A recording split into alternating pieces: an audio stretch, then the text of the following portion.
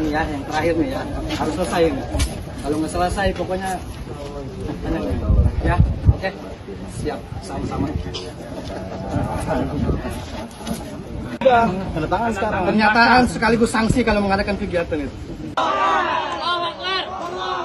Perihal ini sudah bertahun-tahun sampai kurang lebih 3 tahun selalu kami dipancing amarah bahwa sebetulnya sudah ada kesepakatan sebelumnya tempat ini tidak digunakan, dan selalu berkali-kali kami dibohongi, bahkan aparat juga dikangkangi. Oleh karena itu sebetulnya ini murni adalah penegakan hukum, ini murni adalah sebagai bentuk keadilan. Oleh sebab itu janganlah permasalahan ini dibesar-besarkan, dan kami mohon tetap menjaga kerukunan di antara kita semua. Saudara yang diberkati oleh Tuhan Yesus Kristus, pada hari ini saudara-saudara yang diberkati Tuhan, karena kita masih ada dalam suasana Jumat Agung kemarin, lalu hari ini masih suasana kematian, memperingati kematian Tuhan Yesus, dan juga kita bersyukur karena besok nanti kita merayakan kebangkitan Tuhan Yesus Kristus.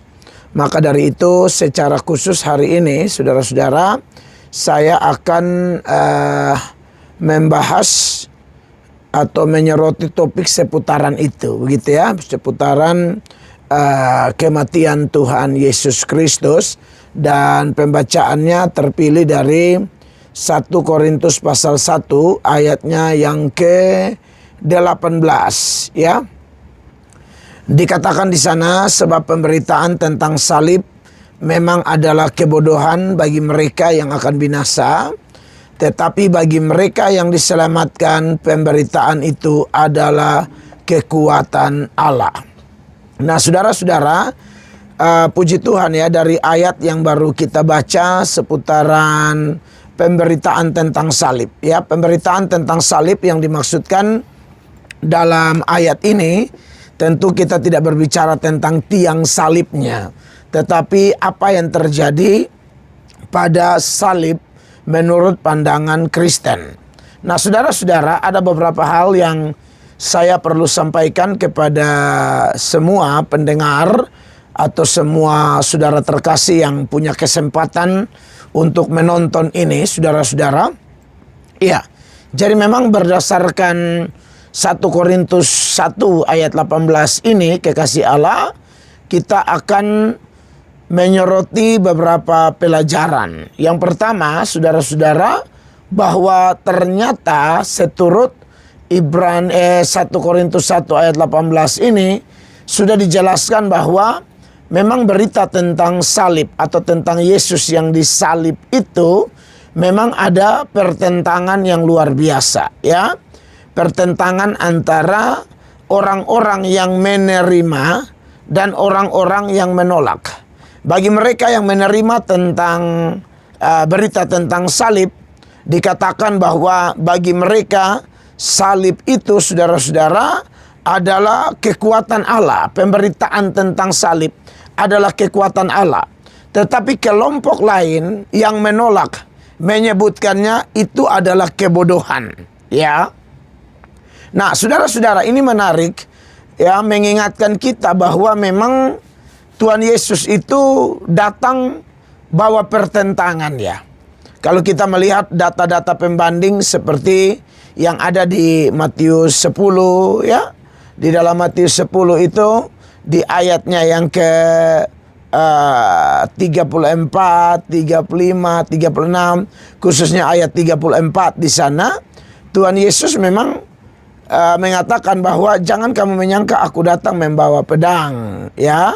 Lalu di Lukas pasal jangan kamu menyangka aku datang membawa damai, tapi aku datang membawa pedang. Ya, jadi memang ada pertentangan yang luar biasa berkaitan dengan Kristus itu sendiri ya. Mari kita lihat Matius pasal 10 ayatnya yang ke-34. Jangan kamu menyangka bahwa aku datang untuk membawa damai. di atas bumi. Aku datang bukan untuk membawa damai, melainkan pedang. Ya. Dan kemudian kalau kita bandingkan dengan Injil Lukas ya, pasal 12 ayat 51 dikatakan, kamu menyangka bahwa aku datang untuk membawa damai di atas bumi? Bukan. Kataku kepadamu, bukan damai, melainkan pertentangan. Dan menariknya, apa yang terjadi tentang Yesus ini memang sudah dinubuatkan dari awal kejatuhan Adam dan Hawa ke dalam dosa. Kejadian 3 ayat 15 itu Tuhan sudah berkata bahwa akan ada permusuhan antara keturunan perempuan dan keturunan setan, ya, yang diwakilkan oleh ular waktu itu dalam Kejadian 3 ayat 15. Jadi memang kehadiran Yesus ini pasti ada pro kontra. Itu tak terhindarkan ya. Sampai hari ini juga kita masih mengalaminya atau melihatnya, mendengarnya. Apalagi zaman digital seperti ini, media sosial ya, video-video pendek, video panjang di YouTube, Facebook, TikTok, snack video, Instagram. Di sana kita bisa melihat salah satu topik yang orang persoalkan adalah topik tentang Kristus dan juga pengikut-pengikutnya. Jadi memang akan ada pertentangan. Makanya Yesus datang, dia bilang, kamu menyangka bahwa aku datang untuk membawa damai di atas bumi? Bukan, kataku kepadamu, bukan damai, melainkan pertentangan. Ya, bagi kelompok yang sama-sama pro Yesus, ya, punya hati, pikiran, perasaan yang dikuasai oleh Roh Kudus, yang terus mengalami perubahan dari waktu ke waktu, kita pasti akan bisa jadi sehati. Itu pun butuh proses, Bapak Ibu terkasih ya. Tapi bagi mereka yang menolak Yesus, maka mereka akan melihat kita seperti orang aneh. Makanya Paulus bilang pemberitaan tentang salib bagi yang menolak itu adalah kebodohan. Bagi kita yang menerima, oh itu kekuatan Allah, itu hikmat Allah, itu anugerah yang luar biasa. Ya. Nah, menarik saudara-saudara bahwa berita ini perlu disampaikan supaya orang Kristen dimanapun Anda berada, betul ada ayat-ayat yang mengatakan kita harus membawa damai, ya harus. Itu ada banyak datanya ya. Misalnya dalam Ibrani 12 ayat 14, berusahalah hidup damai dengan semua orang. Roma pasal 12 ayat 18, sedapat-dapatnya kalau hal itu bergantung padamu, hiduplah dalam perdamaian dengan semua orang. Ya kan? Berarti memang harus membawa damai. Matius 5 ayat 9, berbahagialah ya mereka yang membawa damai, karena mereka akan disebut anak-anak Allah. Tapi saudara-saudara, cara kita belajar Alkitab itu kan kita tidak bisa pegang satu ayat lalu membuang ayat lain kan. Jadi kita harus menggabungnya.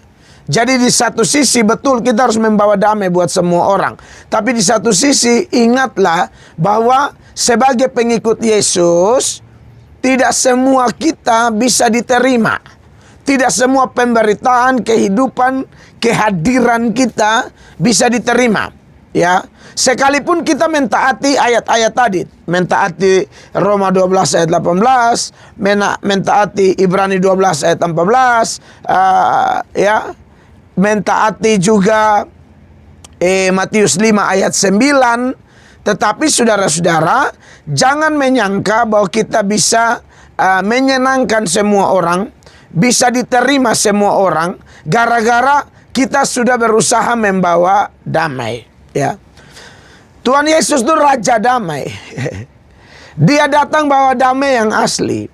Tapi mereka yang sudah terlanjur nyaman, terjebak, ditipu oleh damai-damai palsu, ya, damai karena uang, damai karena harta, ya, damai palsu ini loh ya, damai karena kesenangan-kesenangan dunia, damai karena produk-produk setan yang ditawarkan begitu menggiurkan. Mereka tidak akan bisa menerima damai Kristus itu. Ya, karena damai Kristus itu Anda bisa menerimanya kalau Anda dan saya bertobat. Tanpa itu tidak bisa. Kalau kita bertobat, ya, mengaku dosa, menerima Yesus sebagai Tuhan dan Juru Selamat, lalu kita dimeteraikan dengan Roh Kudus, maka Roh Kudus inilah yang membuat kita memiliki buah roh. Dan salah satu buah roh manifestasinya adalah namanya eirene, Ibraninya shalom. Ya, itu adalah damai sejahtera. Nah, damai yang begini ini justru Anda akan damai kalau, ya, Anda dan saya akan damai kalau kita melawan dosa. Akan ada satu sukacita yang meningkat, akan ada satu damai yang meningkat.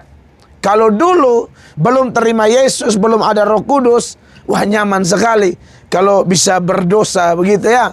Nyaman sekali, senang sekali, menjadi kenangan terindah, ya kan? Kalau malam minggu dari jam 8 tuh pulang jam 2:30 pagi. Itu akan menjadi kesaksian hidup, menjadi kenangan, ya. Tapi ini kan damai palsu, ya. Pas cowok minta putus, di situ letak kehancurannya, ya. Waktu mereka pacaran, ya, makan, minum, berjalan di pantai, bikin video sambil berkata cinta sejati itu tidak bisa pokoknya mereka kayak pujangga-pujangga yang tersesat begitu. Orang tersesat itu kan begitu. Awalnya dia pikir semua baik-baik saja. Orang tersesat itu kan begitu. Kita semua kan pernah. Kita waktu dibawa masuk ke dalam kesesatan, setan itu penipu. Dia tidak datang dengan wajah garang seperti film-film di Indosiar dulu misalnya, atau di TPI, ya, di mana setan datang dengan mulut berdarah, mata keluar sebelah, ya. Dia tidak datang dengan keindahan, kenikmatan, kecantikan, ketampanan, keharuman, kewangi-wangian, ya. Nah, disitulah kita akhirnya memutuskan untuk, wah, kayaknya indah nih, damai nih, kita masuk, ya. Nanti seiring berjalan waktu kita tahu bahwa kita sudah terjebak, terlilit, dan tidak bisa keluar lagi. Ya, kecuali Sang Raja Damai itu datang mengeluarkan kita. Kalau tidak bisa. Orang yang terikat narkoba juga ceritanya sama. Ya, dia punya kronologinya begitu-begitu. Coba pelan-pelan. Orang yang terikat miras juga begitu. Orang yang terikat rokok juga begitu. Orang yang terikat dengan penyimpangan seksual juga begitu. Ya, awalnya cuma bergaul, lama-lama tanpa disadari menular, ya. Walaupun dia fitness, tapi tertular, ya. Dia boleh pakai yukan, bahwa dia kasih naik, dia punya body dia gini, tapi kalau terus bergaul, nanti Anda akan merasakan di situ. Ternyata indah juga, ya, gitu lah, ya. Dulu dia pukul bataku pica tuh, ya. Tapi sekarang, waduh, dia mampu kasih picain satu lah, karena yang datang ini adalah saudagar batako itu sendiri, ya. Jadi saudara yang diberkati oleh Tuhan Yesus, jadi sudah tidak mampu lepas lagi kecuali Kristus, ya.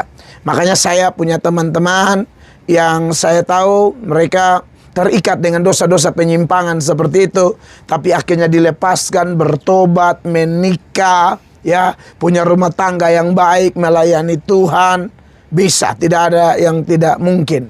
Nah, jadi saudara bisa lihat itu, ya, antara orang yang pro Yesus dan orang yang kontra terhadap Yesus Kristus. Ya. Dan kalau kita kembali kepada Korintus tadi, saudara-saudara, memang begitu adanya bahwa orang yang menganggap Kristus, pemberitaan tentang Kristus, prinsip-prinsip Kristus, tuntutan-tuntutan Kristus bagi para pengikutnya, itu adalah sebuah kebodohan, ya. Dan paling intinya adalah berita keselamatan yang terjadi di salib itu. Kenapa disebut kebodohan? Karena mereka tidak memiliki Roh Kudus. Kalau saudara yang mendengarkan khotbah hamba Tuhan, termasuk saya misalnya, saya dipimpin Roh Kudus, Bapak Ibu juga dipimpin Roh Kudus. Nah, enak tuh. Kita bisa sama-sama mengerti maksud-maksud Tuhan, ya. Kita bisa damai karena melawan dosa. Justru kalau jatuh dalam dosa kita tidak damai. Begitu kan? Kalau kita punya damai yang sejati dari Kristus, ya, kita melihat, mendengar khotbah, ikut ibadah dengan pengajaran firman yang ketat, ya, dengan penekanan firman yang kuat. Aduh, kita bersuka cita, ya. Baru khotbah 1 jam, kadang-kadang mereka minta tambah lagi. Orang tidak percaya kalau di gereja Tuhan yang kami layani itu saya khotbah bisa 1 jam atau lebih. Kalau saya ini kan atas izin Tuhan keliling kemana-mana. Nah di sana sudah, waduh mereka tidak sanggup mendengar khotbah begitu.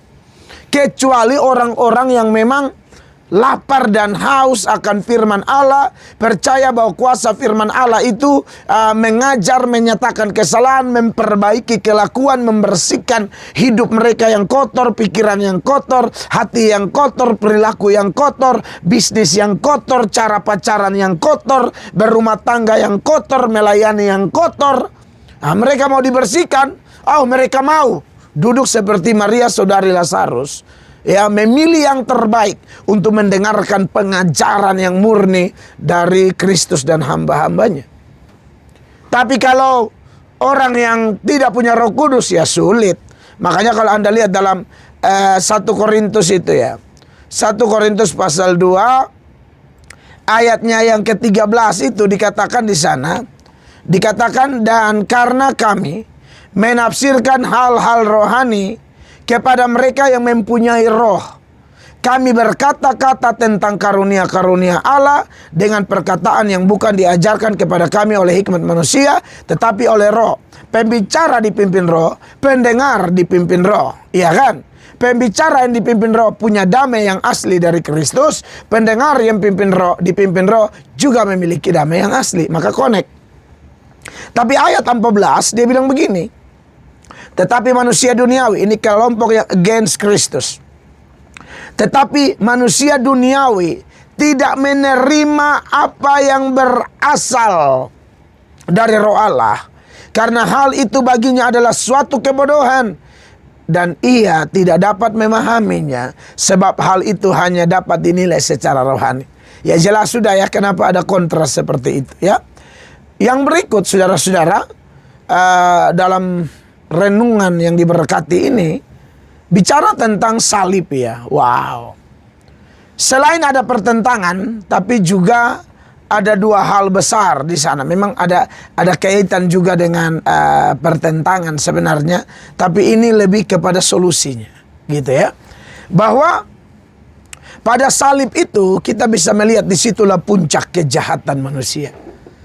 Jadi kalau pemberitaan tentang salib, orang merenungkan tentang salib, orang akan melihat betapa berdosanya dia. Di dalam khotbah Jumat Agung, wow, saya bersyukur sekali, saya bangga sekali pada Tuhan Yesus. Saya bermegah dalam Tuhan, ya. Jemaat Tuhan yang hadir di gerejanya yang kami pimpin, itu jemaat yang lapar dan haus akan kebenaran. Ya, kami semua di gereja itu mulai dari gembalanya itu orang-orang bukan sempurna. Karena kami sudah diajar oleh Kristus sendiri bahwa sempurna di sorga. Berdasarkan Ibrani 12 ayat 23. Dan kami disadarkan ya, bahwa kalau Tuhan sudah bekerja, kami pasti selamat. Tetapi di dunia ini kami akan terus ditolong, dibentuk melalui pergumulan hidup, keadaan sekitar, tantangan, persoalan, melalui firman dan rohnya. Kami akan dibentuk dari waktu ke waktu, tambah hari, tambah hari, tambah hari, tambah kencang mengikuti Tuhan, sempurna di sorga. Paulus dalam Filipi 3 ayat 12 dia bilang, bukan seolah-olah aku sudah sempurna, tapi aku mengejar, ya. Jadi kami juga diajar untuk memahami istilah belum sempurna itu bukan satu ungkapan untuk kemudian memanja-manjakan diri dengan dosa. Satu kesempatan, bukan ajaran untuk pakai istilah belum sempurna sebagai kesempatan untuk bermain-main, kompromi, santai-santai. Tidak. Kami teladani firman Allah yang ditulis oleh Paulus. Dia bilang memang aku belum sempurna, tapi aku mengejar. Karena kami tahu kami belum sempurna, makanya kami cari ibadah. Kami tahu kami belum sempurna, maka kami mau masuk dalam komunitas pertemuan orang-orang yang mau belajar, yang mau maju, yang menyadari bahwa waktu ini pendek. Kami tidak bisa main-main lagi. Kami tidak bisa buang waktu lagi. Ya. Nah, menarik sekali. Jadi saya lihat ibadah Jumat Agung 2 kali, Bapak Ibu, itu penuh rata. Wow, God, haleluya. Saya tidak tahu apakah ke depan Tuhan mau memberikan kepada kami satu tanah yang lebih besar dengan bangunan yang lebih besar, dengan parkiran yang lebih besar seperti yang sudah kami doakan dan akan terus kami doakan. Apakah Tuhan mau? Karena ini bukan gereja melatok. Ya, kalau kami punya sinode itu hanya demi keteraturan. Padahal ini gereja Tuhan Yesus. Itu rumah bagi semua umatnya Tuhan Yesus. Kami tidak mengkotak-kotakan. Kami tidak sibuk membawa misi sinode atau misi pribadi atau nama pendeta, tidak.